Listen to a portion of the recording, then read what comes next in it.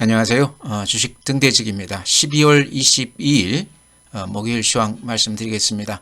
오늘 시장은요 기대 이상으로 좋았습니다.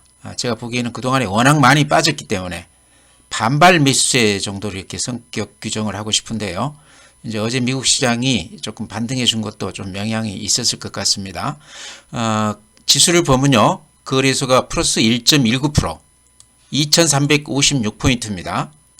코스닥이 플러스 1.32%, 715포인트입니다. 거래 대금도요, 오늘은 살짝 어제보다는 이렇게 조금 늘었습니다. 아직도 여전히 거래 대금이 강세장 대비했을 때 한 3분의 1 수준이기 때문에 시장의 에너지가 굉장히 약하다. 시장 전체를 들어올리기는 굉장히 어려운 시장 아닌가 이렇게 말씀을 드렸는데요. 오늘은 이제 기관 위주로 이렇게 매수를 조금 해주면서 아마 주가 연말 맞이해서 주가 관리를 좀 한 거 아닌가 그런 생각도 듭니다. 그렇지만 제가 보기에는 많이 빠진 것에 대한 반발 매수가 아닌가. 이렇게 최근에 그 추이를 이렇게 보면요. 요게 지금 요 포인트 이렇게 보이시죠? 한 12월 2일부터 12월 21일까지 근 한 달간 오른 날이 이틀밖에 없었습니다. 그리고 오늘이 이제 이렇게 살짝 올라준 거죠. 그러고 나서는 이렇게 매일 빠지는 시장이었습니다. 그렇죠. 그래서 그래프로 봐도 이렇게 한 두 달 가까이 이렇게 음봉을 이렇게 보여주면서 이렇게 쭉 빠졌기 때문에 오늘 이렇게 양봉이 난 것은 약간 반발 매수세의 성격이 있어 보인다 이렇게 말씀을 드리고요. 그래프 보면은 이런 모양입니다. 이제 최근에 한 두 달간 이렇게 빠졌는데 요게 지금 50일선입니다. 이동평균선. 근데 여기에서 지금 좀 지지가 좀 되는 것 같아요. 근한 일주일간 요 그 50일선에서 부딪히면서 이렇게 양봉이 조금씩 나면서 이렇게 반등해주는 그런 맛이 있습니다. 제가 보기에는 지금 지수 정도에서 큰 폭 위아래로 변동은 없을 것 같고요. 이러면서 이제 금년 말 시장은 끝나지 않겠나 그렇게 생각을 합니다. 이제 내년 시장을 대비해야 되겠죠. 주봉으로 보면 이런 모양이죠. 항상 보여드린 이유가 2년 동안 요 추세를 뚫지를 못했던 시장인데요. 이렇게 부딪혔던 시장인데 이번에는 요 추세를 뚫고 올라왔었습니다. 그러다 보니까 이제 바닥이다 하는 그런 얘기들이 많이 되고 있는데요. 월봉으로 또 이렇게 보여드리면 이런 모양입니다. 월봉으로 보면 이렇게 그어지죠. 요 추세가 굉장히 단단하지 않습니까? 10년 동안 이 2000포인트를 벗어나지 못하고 요 근방에서 이렇게 헤매고 있습니다. 박스피라고 그러죠. 박스권에 갇힌 이제 코스피다 이랬는데 10년 동안 이렇게 재미없이 횡보를 하고 있습니다. 요거는 이제 코로나 국면에서 돌발적으로 이렇게 동학개미들이 돈이 들어오면서 이렇게 올렸다가 다시 이렇게 원위치가 됐습니다. 근데 이걸 보면서 이제 우리가 좀 느낄 수 있는 거는요. 어떤 계기만 주어지면 들어올 돈들은 많이 있다 저는 그렇게 봅니다. 작년에 이제 금년에 동학개미들 이렇게 많은 돈들이 증시로 유입되면서 3,300포인트까지 단숨에 1,400포인트에서요. 2배를 올릴 수 있는 그런 힘이 있는 잠재력이 있는 시장 아닌가 저는 그렇게 보거든요. 그래서 내년에도 이제 경기 쪽에서 살짝만 상황이 좀 좋아진다고 그러면 예전에 동학개미들 증시로 이렇게 돈이 들어오듯이 들어올 가능성도 있다 저는 그렇게 봅니다. 그래서 내년 초 시장 이렇게 잘 보시면서 좋은 종목들을 이렇게 많이 쌀 때 좀 매수를 해보자 그렇게 말씀을 드립니다. 네, 수급 말씀드리면요. 오늘은 외국 애들하고 개인들이 다 팔자였습니다. 개인이 한 8천억 가량 팔았고요. 외국 애들은 코스닥에서는 730억 정도 매수 우위했습니다. 거래소는 한 56억 매도했고요. 오늘 특징은 기관들이 한 800억 정도, 한 800억 가까이 매수 우위했는데 제가 보기에는 연말 이제 끝나가기 때문에 좀 주가 관리에 나서지 않았나 펀드들이요. 그렇게 짐작이 됩니다. 어쨌든 오늘 모처럼 기관이 매수 우위로 이렇게 끝내줬습니다. 그러면서 시장이 전체 시장이 이렇게 빨갛게 달아올랐습니다. 그동안에 빠진 것에 비하면 조족 지열이죠. 거의 근 한 달간 이렇게 하락세를 유지하다가 오늘 이렇게 살짝 반발 매수세가 이렇게 좀 들어왔다. 그나마 다행이다 이렇게 말씀을 드립니다. 예, 고객 예탁금은 큰 변동 없습니다. 45조 3천억이 있는데요. 연초에 한 65조였다가 지금 45조니까 20조가량이 개인들 계좌에서 돈들이 빠져나갔다. 이런 것들이 시장에 좋지 않은 영향을 미쳤다 이렇게 말씀을 드립니다. 주식형 수익증권 보면 이런 모양입니다. 빠져나가는 요 추이가 아주 급하죠. 그래서 최근 한 달 전 외국 애들이 강하게 이렇게 자금이 유입될 때 기관들 자금도 펀드 이쪽에서도 돈들이 많이 들어왔었는데 최근 한 달간 다시 원위치 됐습니다. 다 빠져나갔습니다. 그래서 시장이 이것 때문에 거래 대금이나 이런 것들이 약세다 이렇게 볼 수도 있을 것 같아요. 네, 다음은 이제 미국 시장입니다. 어제 미국 시장은요, 미국 그 주택 거래가 11월 달에 얼어붙었다. 이제 그 얘기가 나와서 주가가 이렇게 반등을 했다. 그렇게들 분석을 하고 있습니다. 주택 거래가 이렇게 감소할 정도면 금리 인상 기조가 조금 누그러지지 않겠나. 이제 그런 기대감이 작용했다고 그래요. 제가 보기에는 워낙 최근에 급락했기 때문에 우리 시장하고 비슷하게 반발 매수세가 좀 들어오지 않았나 그렇게 생각도 됩니다. 다우가 어제 1.6% 올랐고요. 나스닥이 1.5% 올랐습니다. 앞에 저점은 안겠습니다. 나스닥. S&P 500도 1.4%. 유럽 쪽에서는 독일이 1.5%. 최근에 이렇게 많이 빠지다가 이제 약간 그 반등을 해주는 그런 모양입니다. 프랑스도 2.0% 올라줬습니다. 오늘 니케이 일본 시장이 0.4% 올라줬죠. 여전히 하락 추세가 그대로 이어지고 있는 그런 모습입니다. 아주 급하게 빠졌죠. 대만이 1.4% 올라줬습니다. 그렇지만 그림 모양은 그렇게 썩 좋지가 않아요. 그 다음에 상해 마이너스 0.69%. 모양 좋지 않습니다. 상해도. 항생 홍콩 거래소죠. 유일하게 2.1% 올라줬는데요. 중국 시장에서. 아무래도 홍콩 거래소는 이 서방 쪽 이렇게 경제 상황에 많이 동조화가 된다 이렇게 봤을 때 미국이나 유럽 증시에 이렇게 커플링이 됐다 이렇게 볼 수 있을 것 같습니다. 2.1% 올라줬는데 여기 추세를 이어보면 항생은 이렇게 추세가 우상향 이 추세가 그대로 지금 유지가 되고 있습니다. 조정은 바꿔 가고 있지만 추세가 모양이 좋다 이렇게 말씀을 드립니다. 네, 이제 오늘 종목은요, 얘기가 좀 됐던 종목이 오스템 임플란트 관련해서 뉴스가 오늘 좀 이렇게 얘기가 좀 됐던 것 같아요. 그 국내 대표 행동주의 펀드, 강성부 펀드라고 기억하시죠? 예전에 한진그룹 경영권 관련해서 이렇게 얘기가 많이 됐던 그런 펀드입니다. 근데 여기서 지금 오스템 임플란트 지분을 5% 이상 확보해 가지고 단숨에 이제 그 3대 주주로 올라섰다 이런 얘기입니다. 그 지금 나온 얘기 이렇게 종합해 보면요, 경영권까지 포함해서 다양한 주주가치 제고 방안을 요구하겠다 그렇게 얘기하고 있습니다. 경영권을 타치할 수도 있다 이제 그런 얘기죠.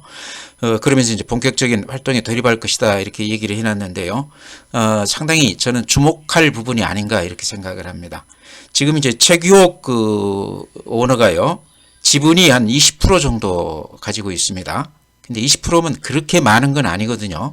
이제 숨겨진 지분이 있을 수는 있지만 어쨌든 드러난 것으로만 봤을 때는 그렇게 강력한 오너십은 아니다 그런 생각이 듭니다. 그러다 보니까 강성부 펀드가 앞으로 이제 어떤 여러 가지 요구를 하겠죠. 그렇다고 그러면 경영상 여러 가지 변화가 많을 것 같아요. 주가 측면에서 보면요, 변동성이 커진다 하는 얘기죠. 아무튼 위든 아래든 빠지기도 많이 빠질 수도 있고 또 급등할 수도 있고, 그래서 변동성이 커지는 주식은 기회를 많이 주는 주식이라고 볼 수도 있습니다. 그렇기 때문에 오스템 임플란트도 좀 주목해 볼 필요가 있는 주식이 아닌가 지금부터. 예전에 한진그룹 주식 그 기억해 보시면 될 것 같아요.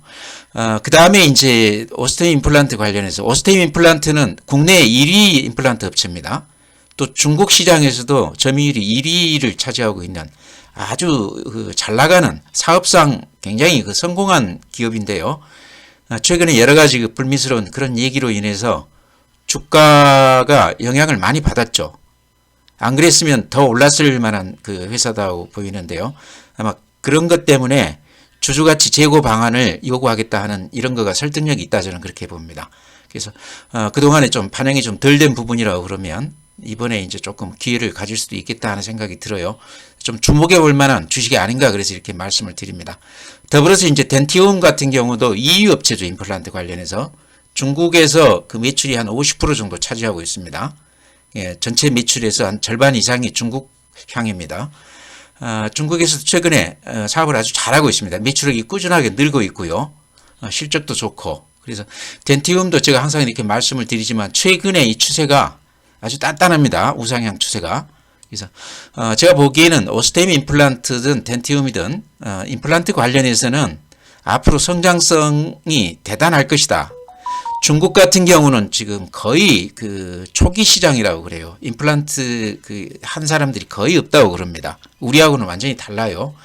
덴티움 같은 경우는 또 베트남에가 공장이 있다고 그러니까 그쪽도 좀 이제 우리가 좀 기대를 가져봐도 되는 것 같다 이렇게 생각을 합니다. 그쪽 시장도 중국이나 비슷하게 초기 시장이라는 거죠. 그래서 오스템 임플란트, 덴티움 두 종목 다요. 임플란트 이쪽 관련해서는 계속해서 내년에도 좀 눈여겨봐야 되는 종목들이 아닌가. 특히 오스템은 오늘 이제 그런 얘기가 나왔기 때문에요. 아마 뉴스를 많이 탈 것 같아요, 앞으로.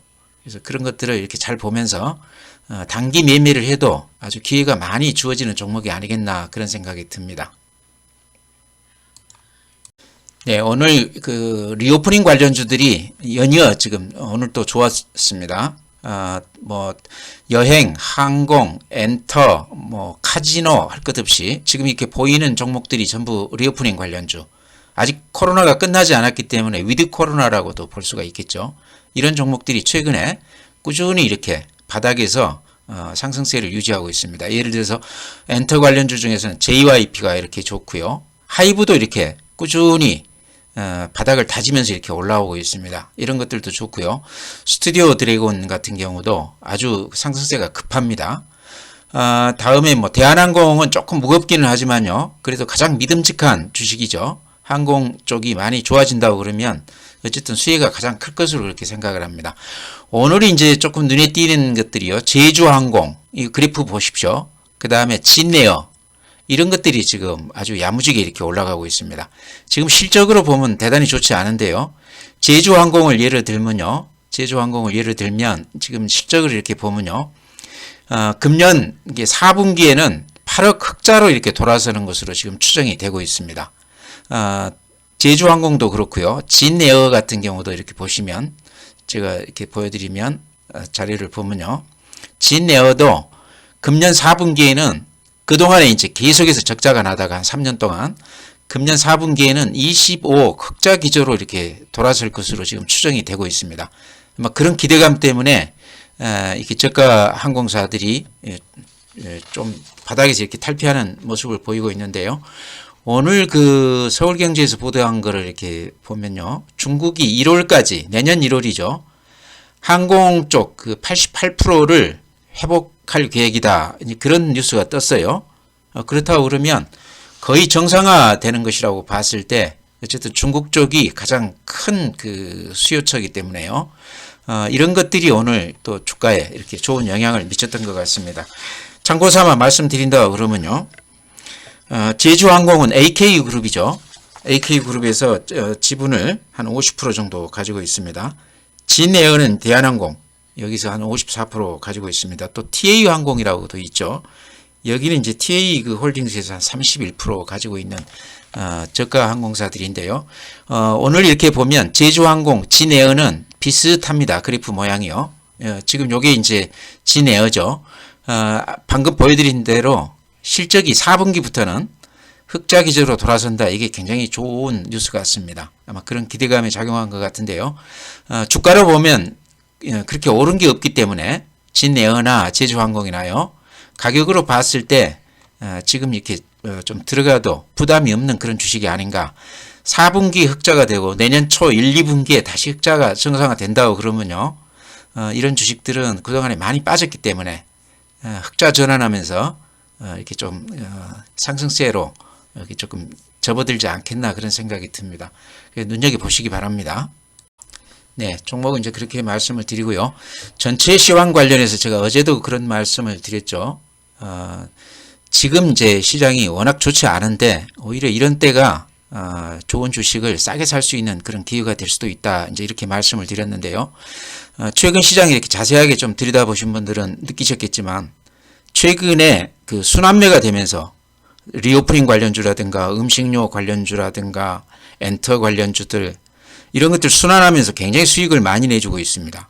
그러니까 부지런히 쫓아다니면 최근 시황이 그렇게 나쁜 시장만은 아니다. 전체 종합지수로는 좋지 않은 시장이지만 순환하면서 그런 것들이 상당히 수익을 내주는 개별 종목들이 좋은 시장이다. 그런 얘기죠. 그래서 좋은 주식, 나쁜 주식은 없다. 자기한테 잘 맞는 주식, 이런 주식이 좋은 주식이죠. 또 자기한테 수익을 남겨주는 주식이 좋은 주식이다. 이제 그런 생각을 저도 갖고 있는데요.